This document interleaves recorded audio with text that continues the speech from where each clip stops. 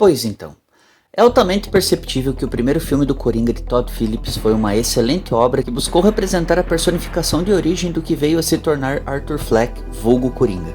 E agora, somos agraciados com uma continuação muito diferente daquilo que se esperava de uma continuação que supostamente já se era esperado também, porém, de um jeito um tanto diferente e encarado com certa estranheza pelo público e de forma bastante negativa.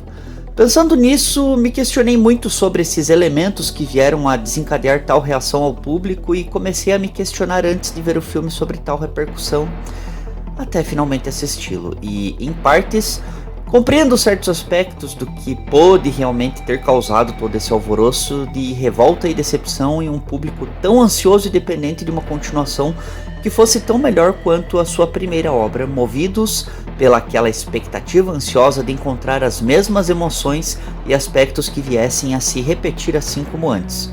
Eu só tenho uma coisa a dizer: bem feito para vocês. Mas antes de começar a cantoria, não se esqueça de deixar o seu like e de se inscrever no canal para ajudar este lobo solitário a crescer de forma independente por aqui.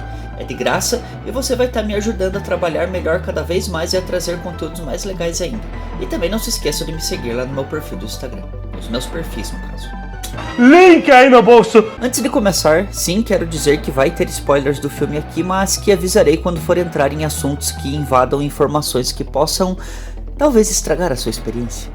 Se você ainda não viu, obviamente. Portanto, veja o filme antes e depois volta aqui que eu te espero, ok? Coringa Delírio 2 é uma continuação direta do primeiro filme que busca explorar as consequências dos atos de Arthur Fleck após todo o caos que acabou causando no final do primeiro filme. Porém, agora buscando se debruçar no julgamento e na aplicação de sua pena, onde na prisão em que se encontra conhece Lee, que é com quem acaba se envolvendo amorosamente e que dá, de certa forma, uma visão de uma percepção da qual ele jamais imaginou vivenciar algum dia em sua vida.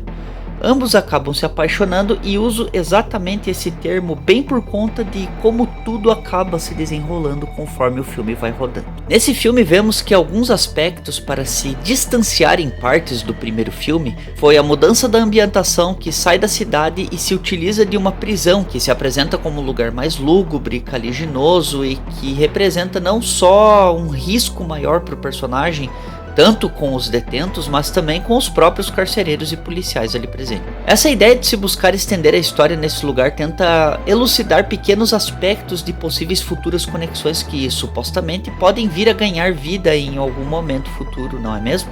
Bem pelo fato de tudo acontecer no Asilo Arkham. Porém, eu já digo aqui, errado. Pois mesmo que esse tipo de lugar justifique um meio de estender a história com pequenos desenvolvimentos de vínculos, ora com policiais, ora com os detentos, só serve para dar caldo para uma sopa que não vai esquentar em momento algum no filme. Nada é muito aproveitado nesse ambiente, mesmo que alguns momentos busquem colocar em pauta certas ocasiões com alguns dos figurantes, ainda assim só consegue deixar jogado o que se começou ali e o que é pessoalmente relacionado ao personagem. O mais importante aqui é saber separar as situações dos momentos reais e os momentos de música, pois os elementos musicais utilizados nas situações em que elas acontecem nada mais são do que aspectos que buscam realçar a beleza de se imaginar as situações do efeito psicoemocional que tomam conta dos sentimentos de Arthur. A música ganha mais força e sentido/significado justamente para se dar mais peso nesses momentos de imaginação sentimental em que ambos compartilham em suas mentes. E isso, meus caros, é algo que combinou muito bem para essa trama, pois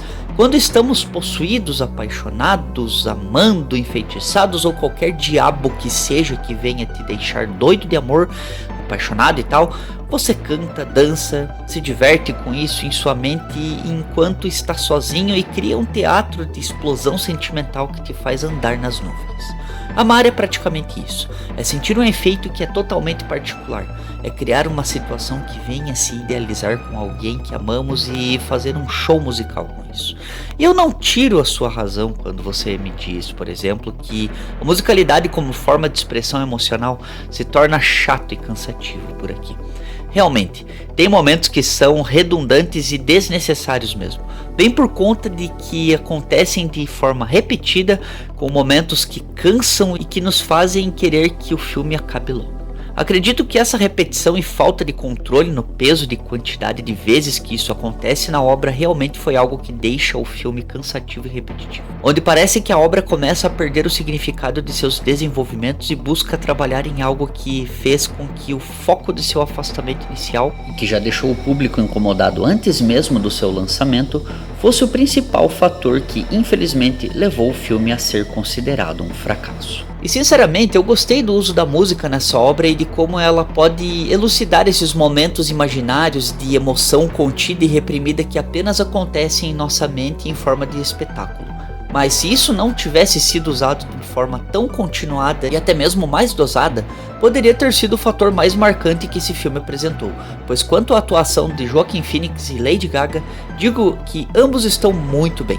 O físico do ator aqui continua igual, ou ainda pior e decrépita, e sim, isso foi um elogio.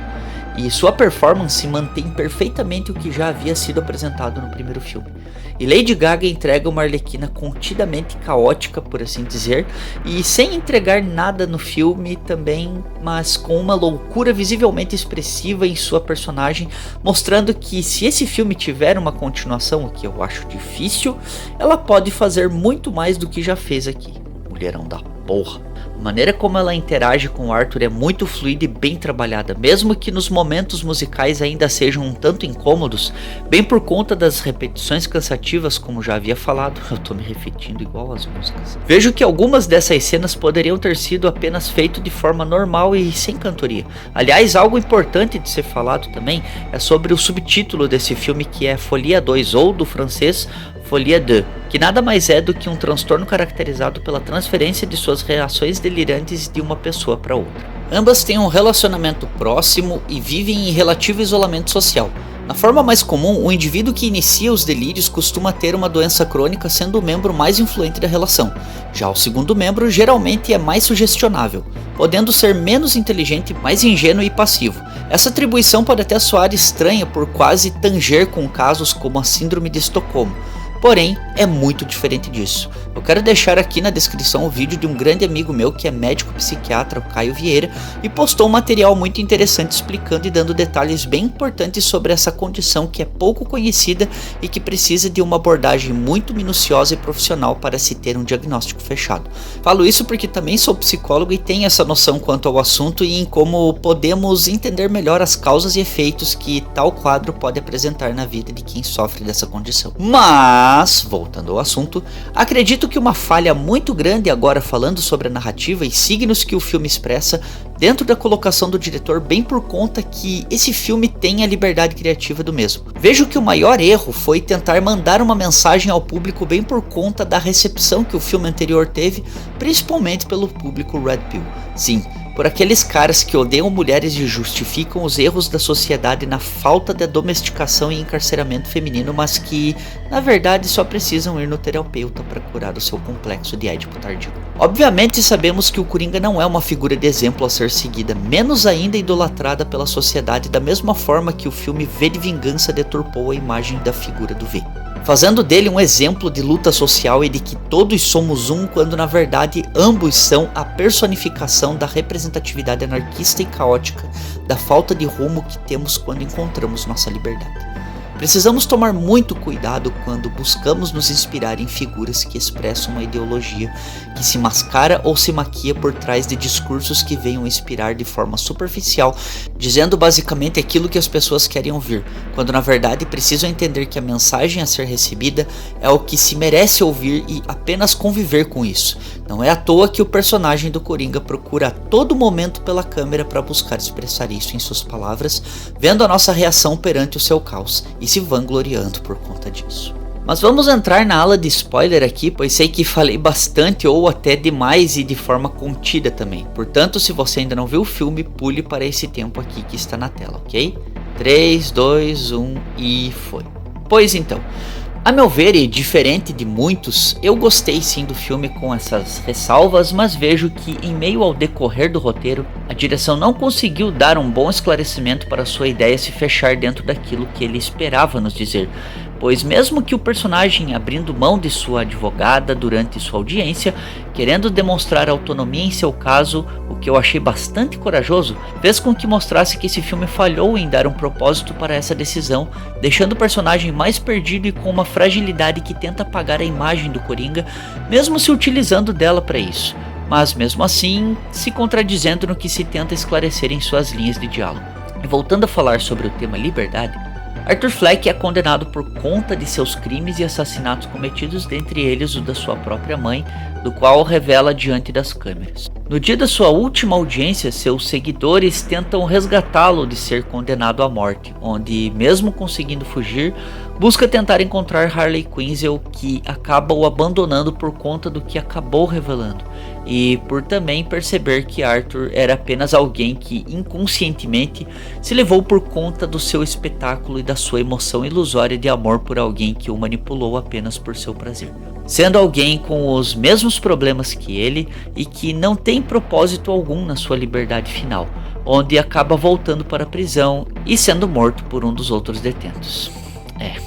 Eu acredito que essa decisão final da obra venha buscar a dar um ponto final no que o diretor criou nesse universo, pois a pessoa que supostamente o matou pode muito bem ser alguém que venha seguir o seu legado ou mesmo continuar de sua forma o que Arthur Fleck começou, mas por alguém que ainda pode ser mais insano e perigoso do que ele já foi. Mas será que é realmente esse o seu fim? Ou tudo foi deixado por entre linhas, o que poderá ser mais um capítulo nas páginas de memória de seus traumas? Bem galera, eu digo que sim, como falei antes, eu gostei do filme mesmo com essas pequenas ressalvas e pequenos desencontros na narrativa arrastada, mas que ainda assim percebo que foi uma obra que buscou ir na contramão do seu primeiro filme, tentando se explicar por A mais B de que Arthur Fleck não é um exemplo a ser seguido. Mesmo que ainda se utilize de discursos de crítica social que soem motivador para uns, mas que precisam ter cuidado ao se seguir tais conselhos.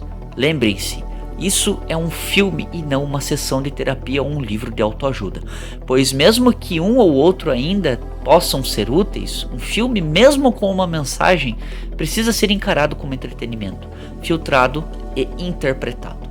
É um material que, mesmo que expresse um pensamento ou uma ideia, é feito para distrair. Leia, estude, se informe, procure ajuda e busque entender mais sobre os certos discursos que podem ser interpretados de maneira errada. E faça a diferença. Mas e você? O que achou do filme? Deixe nos comentários a sua opinião, o que você pensa a respeito disso tudo.